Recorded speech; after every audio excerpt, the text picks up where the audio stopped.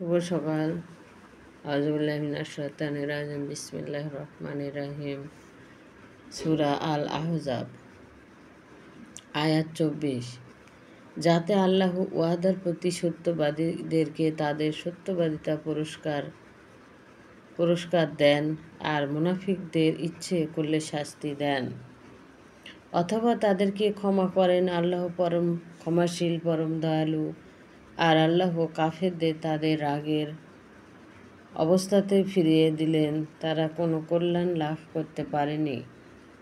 যুদ্ধে মুমিনদের জন্য আল্লাহই যথেষ্ট।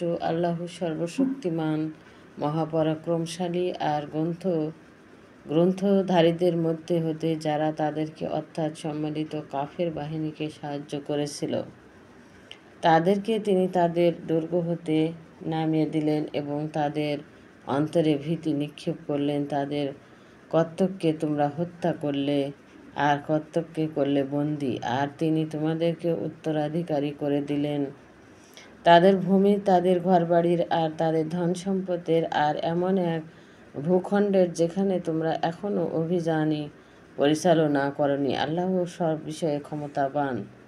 হে নবী, তুমি তোমার স্ত্রীদের বলে দাও, তোমরা যদি পার্থিব জীবন আর তার শুভসৌন্দর্য কামনা করো, তাহলে এসো তোমাদেরকে ভোগ সামগ্রী দিয়ে দিই এবং উত্তম পন্থায় তোমাদেরকে বিদায় দিই।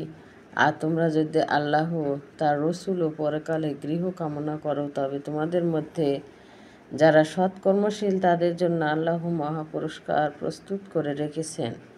হে নবীপন্থীগণ, তোমাদের মধ্যে কেউ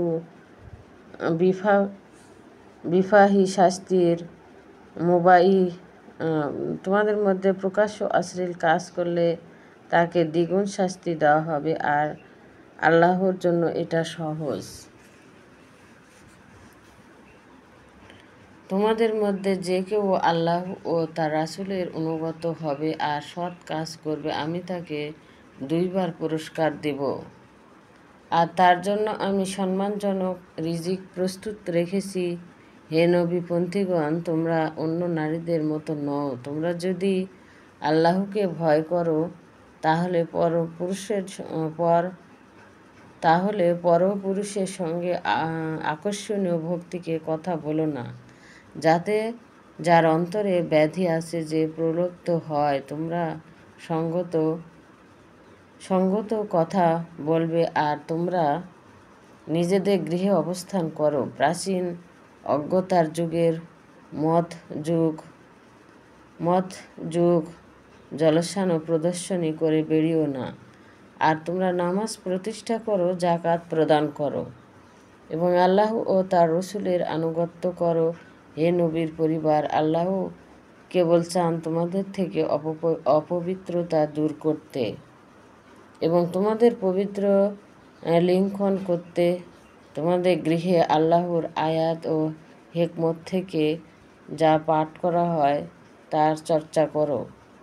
আল্লাহ অতি সূক্ষ্মদর্শী, সর্ববিষয়ে খবর রাখেন।